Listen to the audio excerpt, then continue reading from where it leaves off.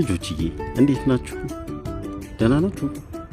ዛሬ አዲስ ተረት ይዤላችሁ መጥቻለሁ። ዝግጁ? መልካም። ተረት የላምበረት አላችሁ። በአንድ ወቅት አንዲት በሽተኛ ፍየል ሐኪም ዘንድ ሄዳ መታከም ትፈልግ ነበር። ሐኪሙ የሚኖርበት ቦታ ደግሞ በጣም ሩቅ ስለሆነ ብቻዋን ከመሄድ ይልቅ አብሯት የሚጓዝ ጓደኛ ብታገኝ እንደሚሻል አሰበችና አንድ ጓደኛ መፈለግ ጀመረች።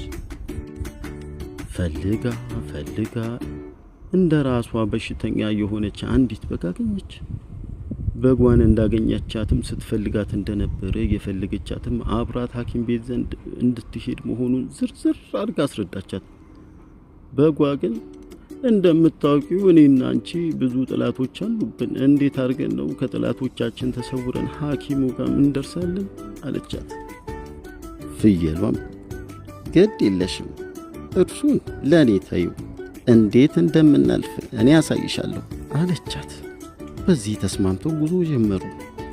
በጉዟቸው ላይ እንዳሉ አያቀበሩ አገኛቸውና እንዴ እሜቴ ፍየልና እሜቴ በግ እዚህ ጫካ ውስጥ ምን ታደርጋላችሁ?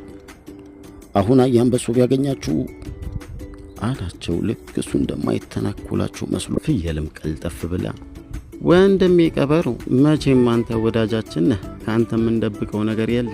ምን መሰለ፣ ዛሬ ሰማዩ ይሰበራል። ስለዚህ አሁኑኑ ከዚህ አካባቢ በፍጥነት ብትሸሽ ይሻልሃል አለችው። ቀበሮም የፍየሏን ንግግር እውነት መስሎት ፈርጥጦ ጠፋ ከአካባቢው። በዚህ ሁኔታ ሌሎች አውሬዎችን እያታለሉ እያለፉ በመጨረሻም ሐኪሙ ዘንድ ደረሱ።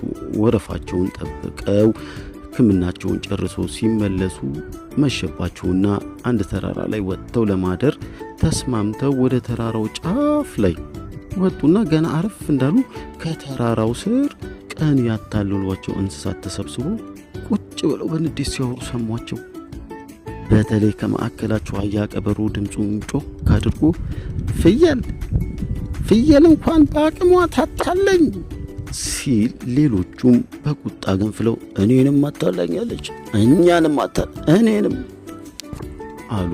ፍየልም የሁሉንም አራዊት ቁጣና ንዴት ከሰማች በኋላ ካገኟት እንደማይለቋት ተረድታ የምታመልጥበትን ዘዴ በማሰብ ላይ ሳለች በጓ ኃይለኛ እንቅልፍ ወስዷት ስለነበር ከተራራው ጫፍ ላይ ተንሸራታ አራዊቶቹ መሃል ላይ ዷ ብላ ወደቀች።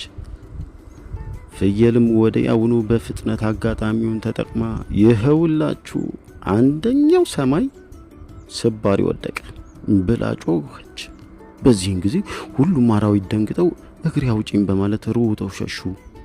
ምንም እንኳን በጓ ከተራራው ጫፍ ላይ የወደቀች ቢሆንም ብዙም ስላልተጎዳች ብድግ ብላ በመነሳት ከፍየሏ ጋር ቀስ ብለው እየተጓዙ ወደ ቀድሞ መኖሪያቸው ቤት በሰላም ገቡ ይባላል።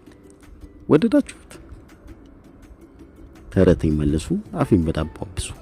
ሳምንት በሌላ እንገናኛለን። ቻው።